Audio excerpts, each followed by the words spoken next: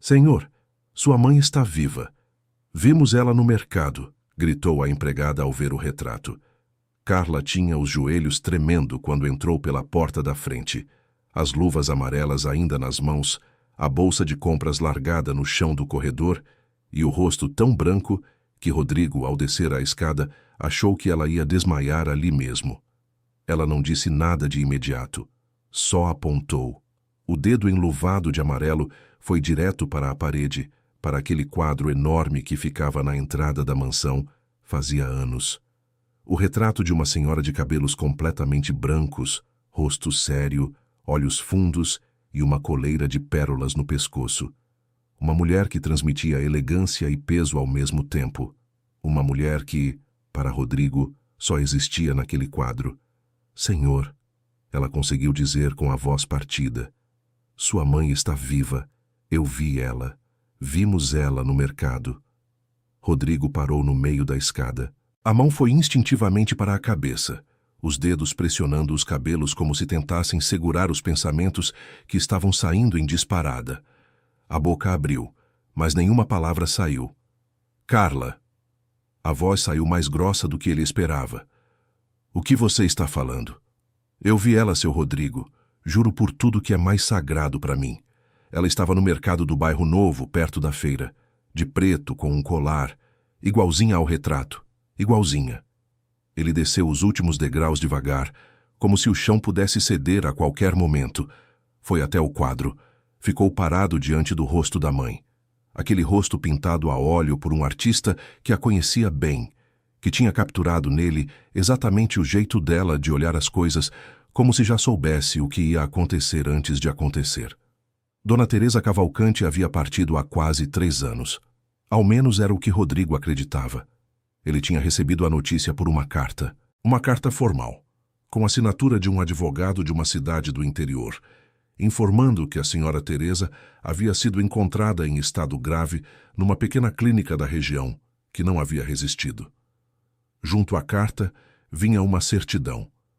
Rodrigo tinha chorado sozinho no escritório com a porta fechada por um tempo que ele não soubera medir, e depois tinha mandado preparar um velório simbólico, porque não havia corpo para trazer, e tinha pendurado o retrato na parede da entrada, no lugar onde ela sempre dizia que queria ver o próprio rosto quando chegasse em casa.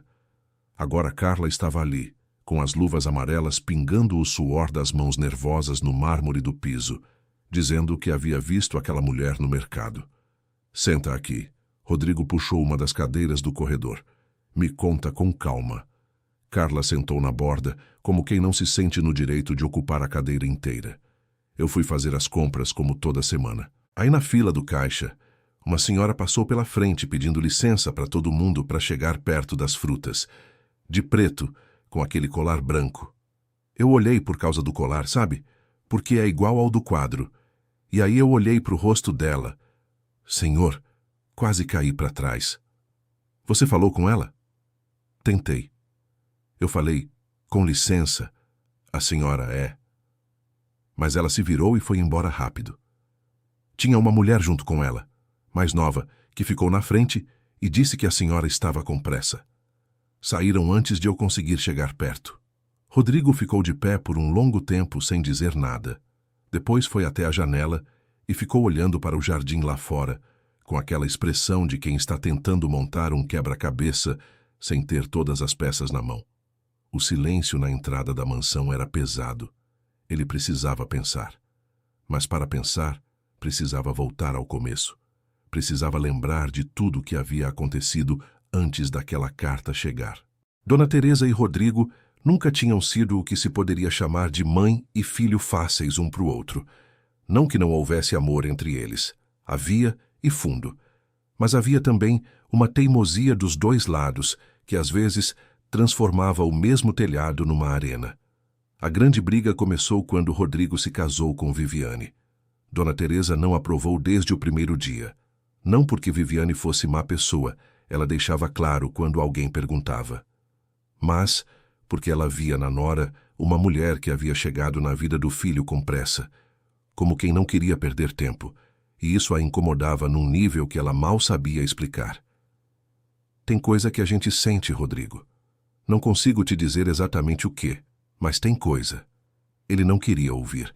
Estava apaixonado, havia construído uma vida junto com Viviane, e a sensação de que a mãe nunca havia aceitado essa escolha pesava como uma pedra no peito dele fazia anos. As visitas foram rareando, as ligações ficando mais curtas. Até que num domingo à noite, depois de um jantar que terminou com Dona Teresa levantando da mesa e dizendo que não ia mais fingir que estava bem com aquela situação, ela saiu da mansão com uma mala pequena e não voltou mais. Rodrigo tentou encontrá-la. Ligou para os irmãos dela, para as amigas antigas, para o médico que a acompanhava. Ninguém sabia. Ou ninguém queria dizer. Depois de alguns meses sem notícias, com uma investigação informal que não levou a nada, veio a carta. Ele tinha chorado e tentado seguir em frente. Viviane tinha colocado as coisas da sogra em caixas e guardado no depósito sem perguntar. Tinha sugerido que o retrato fosse para uma das paredes do corredor, num lugar de honra, mas longe da sala principal. Rodrigo havia discordado nessa parte. O retrato ficou onde sempre ficou, na entrada, o primeiro e o último rosto que qualquer pessoa via ao entrar e sair daquela casa. Era a única coisa que ele havia defendido com unhas e dentes depois da partida da mãe. E agora Carla estava dizendo que aquela mulher andava pelo mercado do bairro Novo. Rodrigo pegou o casaco no cabide. — Vai sair agora? Carla perguntou ainda na beira da cadeira. — Vou ao mercado. — Mas ela já foi embora, seu Rodrigo. — Eu sei. Mas alguém deve ter visto. Alguém sabe quem ela é, de onde veio, onde mora. Ele saiu sem esperar resposta. Querido ouvinte, se você está gostando da história, aproveite para deixar o like e principalmente se inscrever no canal. Isso ajuda muito a gente que está começando agora, continuando. O mercado era um daqueles de bairro que a cidade tinha deixado crescer sem planejamento. Corredores estreitos, cheiro de queijo curado e café torrado misturado com o perfume dos sabonetes na prateleira do meio. Rodrigo entrou e foi direto à supervisora, uma mulher chamada Geralda, que trabalhava ali fazia tanto tempo que conhecia todo o cliente pelo nome. Ele descreveu a senhora. Os cabelos brancos, o colar de pérolas, a roupa preta, a companhia de uma mulher mais nova. Geralda pensou por um segundo e depois disse: — A Dona Teresa? Rodrigo sentiu o chão desequilibrar embaixo dos pés. — O nome dela é Teresa? É como ela se apresentou quando começou a vir aqui. Faz uns 6 meses, talvez. Sempre com a filha dela, a Patrícia. Moram num apartamento ali pelas redondezas, acho que no condomínio da Rua das Acácias. Ele precisou encostar no balcão. Dona Teresa. Ali, a 6 meses de caminhada de onde ele morava. Quando chegou no condomínio da Rua das Acácias, Rodrigo ficou do lado de fora por quase 20 minutos antes de conseguir apertar a campainha. O porteiro confirmou que havia uma moradora chamada Teresa no 3º andar. Rodrigo subiu as escadas a pé, porque o elevador parecia pequeno demais para conter o que ele estava sentindo. Bateu na porta. Quem abriu foi uma mulher de uns 40 anos, cabelos escuros, olhos desconfiados. A Patrícia, ele deduziu, que não era filha biológica de ninguém que ele conhecia. Uma funcionária, uma cuidadora ou uma amiga próxima que havia assumido esse papel. — Eu preciso falar com a senhora Teresa. — A senhora não recebe visitas. Meu nome é Rodrigo Cavalcante. Eu sou o filho dela. O silêncio que se seguiu durou tempo suficiente para Rodrigo ouvir, lá do fundo do apartamento, o som de uma cadeira sendo empurrada e de passos lentos se aproximando do corredor. E então ela apareceu. Dona Teresa estava menor do que ele lembrava, ou talvez fosse impressão do corredor estreito. Os cabelos completamente brancos, exatamente como no retrato. O colar de pérolas no pescoço, o mesmo que usava nas fotos de quando ele era criança. Os olhos fundos que pareciam conter décadas de coisas não ditas. Ela olhou para ele sem se mover. Rodrigo sentiu a garganta fechar. Ele tinha ensaiado alguma coisa no caminho. Tinha pensado em frases. Mas tudo sumiu quando viu o rosto da mãe de verdade, a 2 metros de distância, depois de 3 anos acreditando que ela não existia mais. — Mãe. Ela demorou. Depois disse, com uma voz que ainda tinha aquela firmeza que ele conhecia tão bem: — Entra. Olha, eu precisei parar aqui um segundo. Porque tem coisa que a gente ouve e sente que conhece aquela situação de algum lugar. Esse filho parado diante da mãe que ele chorou. Isso não é fácil de passar. O apartamento era simples, limpo, com poucos móveis e muita luz entrando pela janela. Sobre a mesa da sala, havia uma tigela com frutas e um livro aberto com a lombada para cima. Dona Teresa sentou na poltrona de frente para a janela, cruzou as mãos no colo e esperou. Rodrigo sentou no sofá. Patrícia ficou de pé no corredor, visível, sem fazer questão de esconder que estava ouvindo. Eu recebi uma certidão, ele começou. Uma carta de um advogado dizendo que a senhora tinha partido. Eu fiz um velório, mãe. Fiquei 3 anos. Eu sei o que você fez. A voz dela saiu igual ao jeito que ele lembrava.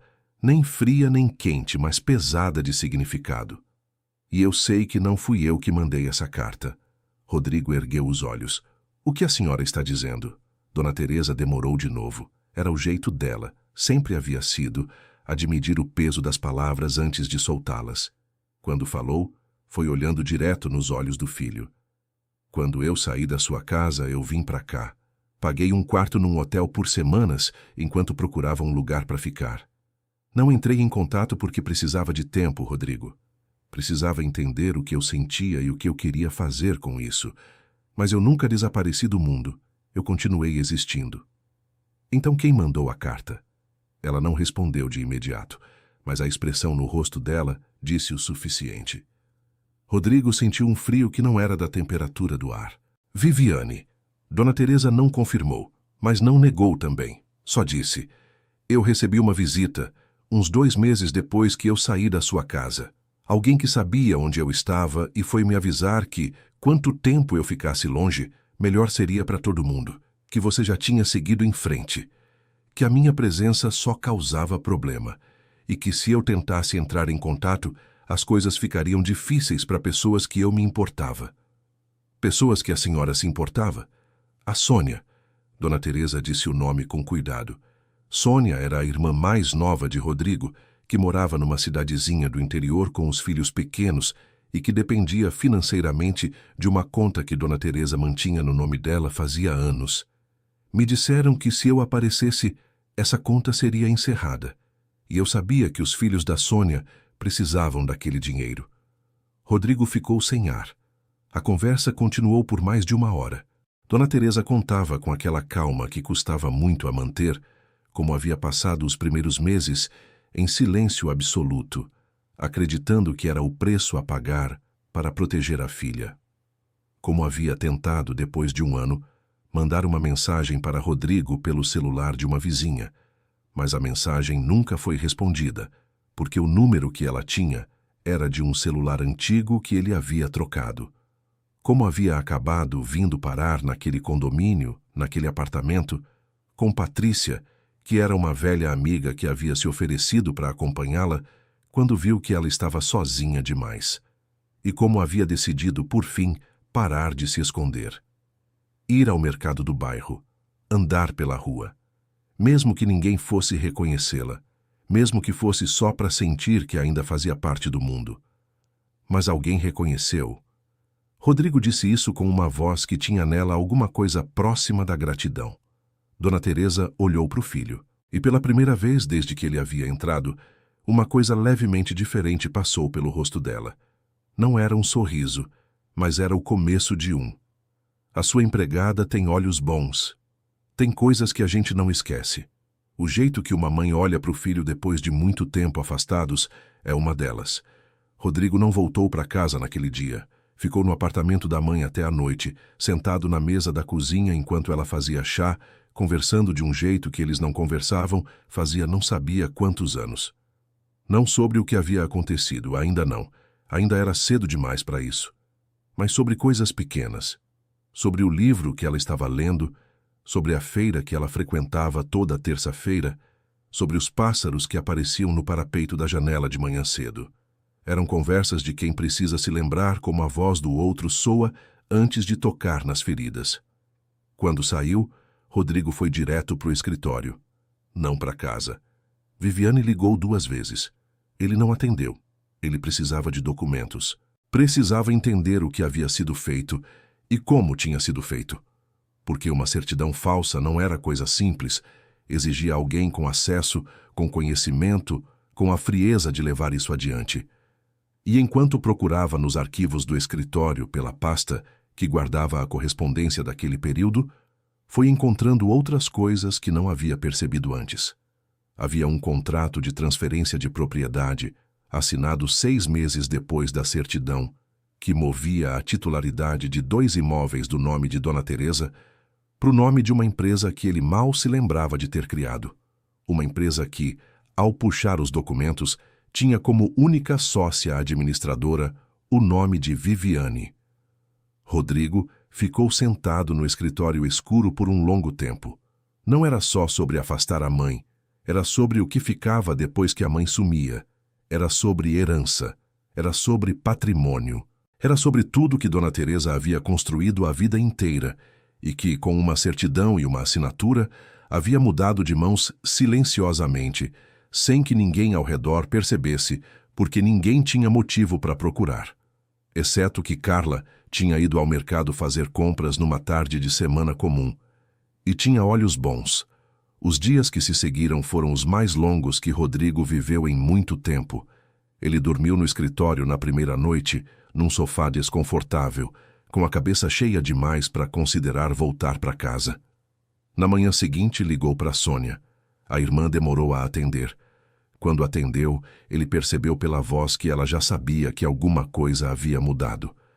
"Você sabe que a mamãe está viva", ele disse sem preâmbulo. Silêncio. Depois um choro contido, daquele que tenta se esconder e não consegue. "Eu soube faz uns 2 meses", Sônia disse com a voz embargada. "Uma amiga da mamãe me mandou mensagem. Mas eu tinha medo, Rodrigo. Eu não sabia como te falar sem ter que explicar tudo." "Tudo o quê, Sônia?" Ela demorou de novo. "Eu sabia do dinheiro, sobre a conta que a Viviane disse que ia encerrar se a mamãe aparecesse. Eu nunca pedi para ninguém fazer isso. Juro que não pedi. Mas eu também não falei nada porque eu tinha medo de perder. E eu sei que isso foi covarde da minha parte. Eu sei." Rodrigo respirou fundo. A raiva estava lá, clara e quente. Mas junto com ela, havia outra coisa, mais difícil de nomear, que era o entendimento de que a irmã havia sido usada como instrumento, que o medo dos filhos passarem necessidade havia sido o ponto de pressão escolhido com cuidado por alguém que conhecia a família bem o suficiente para saber onde doía mais. "Você vai me ajudar a resolver isso", ele disse. Não era uma pergunta. "Sim." A voz de Sônia saiu diferente agora, mais firme. "Eu vou." Querido ouvinte, se você está gostando da história, aproveite para deixar o like e principalmente se inscrever no canal. Isso ajuda muito a gente que está começando. Agora, continuando. O encontro com Viviane aconteceu 3 dias depois, numa tarde de quarta-feira, na sala da mansão. Rodrigo havia pedido que Carla ficasse no andar de cima. Não porque quisesse esconder, mas porque havia coisas que precisavam ser ditas entre 4 paredes sem testemunhas, pelo menos no começo. Viviane entrou na sala com aquela postura que ele havia admirado durante anos, aquele jeito de ocupar o espaço com segurança. Mas quando viu a expressão do marido, a postura mudou levemente. Ela sentou antes de ser convidada. "Você foi ao apartamento dela?" Não era pergunta. "Fui." Rodrigo colocou os documentos na mesa entre eles. A pasta com os contratos, com os registros de transferência, com a cópia da certidão que ele havia conseguido comparar com os registros originais e que apresentava irregularidades que qualquer olho treinado identificaria. E fui ao cartório. E liguei para Sônia. E passei 2 dias lendo tudo que eu assinei nos últimos 3 anos, sem prestar atenção, porque estava de luto. Viviane olhou para a pasta e não disse nada. "Eu quero saber tudo." A voz de Rodrigo estava controlada. Ele havia decidido antes de sentar naquela cadeira que não ia gritar, que ia ouvir, que ia entender antes de decidir o que fazer com o que entendesse. "Não porque eu preciso de mais provas, mas porque acho que depois de tudo, você me deve pelo menos a versão completa." O silêncio durou quase 1 minuto. Quando Viviane começou a falar, a voz saiu diferente do habitual, mais baixa, sem a segurança de sempre. E o que ela contou foi mais complicado do que Rodrigo havia imaginado, porque raramente as coisas são tão simples quanto a gente quer que sejam. Ela havia começado a sentir a pressão financeira da empresa 2 anos antes da partida de Dona Teresa. Dívidas que Rodrigo não sabia, contraídas numa expansão mal planejada que ele havia aprovado sem ler os detalhes. A empresa estava ameaçada e, com ela, tudo o que eles tinham construído. Viviane tinha encontrado nos imóveis da sogra a saída que parecia mais fácil. Mas Dona Teresa nunca transferiria enquanto estivesse presente e consciente e discordando de tudo. Não era sobre ódio, era sobre desespero mal administrado que foi tomando formas cada vez piores. Rodrigo ouviu tudo sem interromper. Quando ela terminou, ele ficou olhando para os documentos na mesa por um tempo. Você deveria ter me contado sobre as dívidas. Eu sabia que você ia entrar em pânico. Eu ia entrar em pânico, sim. E a gente teria resolvido junto. Ele empurrou a pasta em direção a ela. E a minha mãe não teria passado 3 anos escondida num apartamento de um quarto para proteger a Sônia de uma ameaça que você fez. Viviane não respondeu. Havia no rosto dela alguma coisa que era quase arrependimento, mas que ainda precisava de tempo para virar algo real. Rodrigo se levantou. Vou precisar de dias para decidir o que vem depois. Mas o primeiro passo é desfazer tudo o que foi feito de errado. Os imóveis voltam para o nome dela. A conta da Sônia é restabelecida. E a minha mãe vai jantar aqui no domingo que vem. Viviane fechou os olhos por um momento. Depois assentiu. Mas não foi simples. Nunca é. Nos dias que se seguiram, Rodrigo descobriu que desfazer o que havia sido construído com paciência e cuidado ao longo de anos era muito mais trabalhoso do que parecia. Os documentos tinham assinaturas que precisavam ser contestadas, registros que precisavam ser verificados, e cada conversa com um advogado abria uma porta que levava a 3 corredores novos. Houve momentos em que ele acordou de madrugada com a sensação de que era grande demais, que havia camadas demais, que talvez fosse melhor deixar quieto. Mas aí lembrava da mãe no apartamento pequeno, fazendo chá, lendo o livro com a lombada para cima, e os pássaros no parapeito de manhã cedo. E continuava. Havia também o desafio de reconstruir a relação com a própria mãe. Porque uma coisa era encontrá-la, saber que estava viva, sentir o alívio que quase tirava o fôlego. Outra era retomar um laço que havia sido partido antes mesmo do desaparecimento, que havia rachaduras antigas que nenhuma revelação mágica consertaria sozinha. Teve uma tarde em que foram ao mercado juntos, Rodrigo e Dona Teresa. E ele ficou observando o jeito que ela escolhia as frutas, passando a mão devagar em cada uma antes de decidir. E pensou que havia coisas que a gente aprende sobre outra pessoa só quando para de tentar convencer essa pessoa de alguma coisa e começa a simplesmente prestar atenção. Ele havia passado anos tentando convencer a mãe de que Viviane era a escolha certa.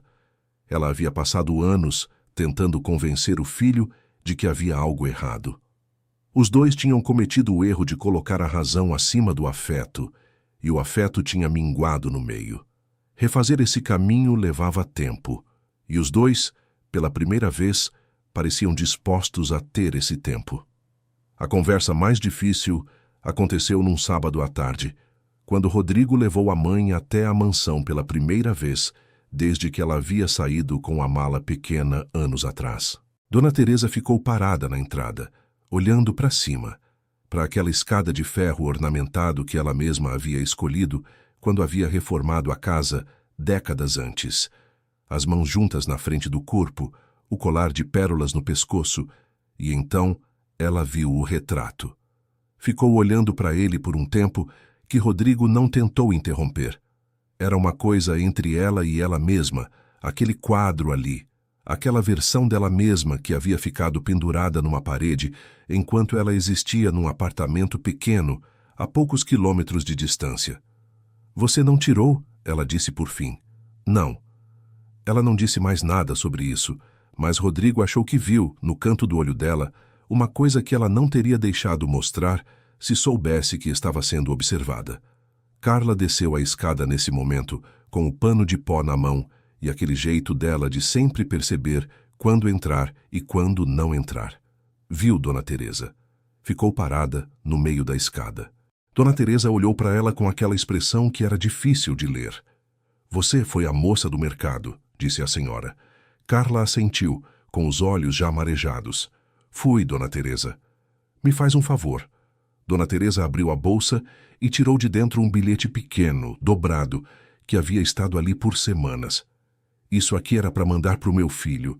Escrevi quando ainda não sabia se ia ter coragem de aparecer. Guarda para você. Carla pegou o bilhete com as duas mãos. Rodrigo viu a cena sem pedir para entender. Havia ali uma gratidão que não cabia em palavras formais, de uma mulher que havia sido encontrada por alguém que simplesmente havia olhado com atenção, num corredor de mercado, num dia comum de semana. Às vezes é assim que as coisas se resolvem, não com grandes gestos, com um olhar no lugar certo. Eu sei que isso soa simples demais, mas é exatamente por ser simples que me pega tanto.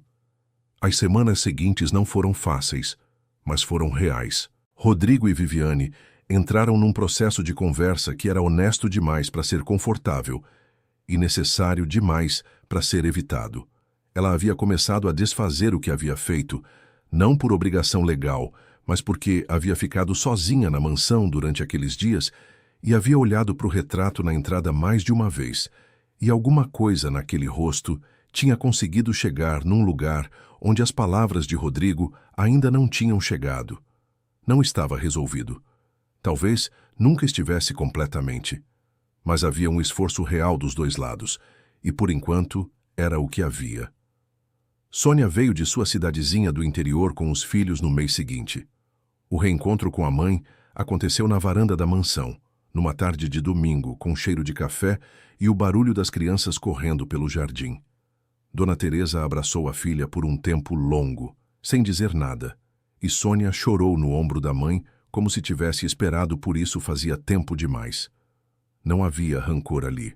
Havia o cansaço de quem havia carregado o segredo por tempo demais e finalmente podia largar. O domingo do jantar chegou 3 semanas depois do reencontro. Dona Teresa entrou na sala de jantar da mansão com o passo que sempre teve. Sentou na cadeira que sempre havia sido a dela, na cabeceira, e olhou para a mesa arrumada com aquela expressão de quem está avaliando se está tudo certo antes de dar aprovação. Olhou para o filho, olhou para a nora, que estava sentada com as mãos no colo e um jeito diferente no corpo. Esse vinho está gelado demais, disse Dona Teresa com o copo na mão. Rodrigo riu, um riso curto, um pouco surpreso, que saiu antes que pudesse segurar. E Dona Teresa, pela primeira vez desde que ele havia entrado naquele apartamento pequeno naquela tarde, sorriu de verdade. Não era um fim perfeito. Era melhor do que isso. Era um começo possível. Carla estava na cozinha naquele domingo, arrumando as panelas que havia lavado antes da família chegar. Passou pelo corredor de serviço e parou sem querer na soleira da sala de jantar. Viu a mesa, viu as pessoas sentadas, viu Dona Teresa com o colo de pérolas e o copo de vinho, e aquela expressão que era exatamente a mesma do retrato, mas com algo a mais que o óleo sobre a tela nunca havia conseguido capturar. Ela voltou para a cozinha sem fazer barulho. Tirou do bolso o bilhete que Dona Teresa havia lhe dado na entrada da mansão semanas atrás e que ela ainda não havia aberto. Desdobrou com cuidado. Dentro havia só uma linha, escrita à mão, numa letra firme e pequena. Obrigada por olhar. Carla dobrou o bilhete de volta. Ficou um momento parada com ele na mão. Depois guardou no bolso de novo e voltou ao trabalho. Tinha jantar a preparar. E lá na sala a família estava sentada à mesa pela primeira vez em muito tempo. Fim da história. Isso aqui me ficou na cabeça por dias depois de terminar de ler. Uma família inteira que quase perdeu algo que não podia ser comprado de volta e que foi salva por alguém com luvas amarelas e olhos atentos num corredor de mercado. Às vezes a pergunta que fica é: quem na sua vida você ainda tem tempo de olhar de verdade antes que o tempo passe? Deixa nos comentários o que você achou e de onde você está assistindo, adoro saber. Se essa história te tocou, o like significa muito e se inscrever no canal garante que você não perde as próximas. Muito obrigado pela companhia até aqui.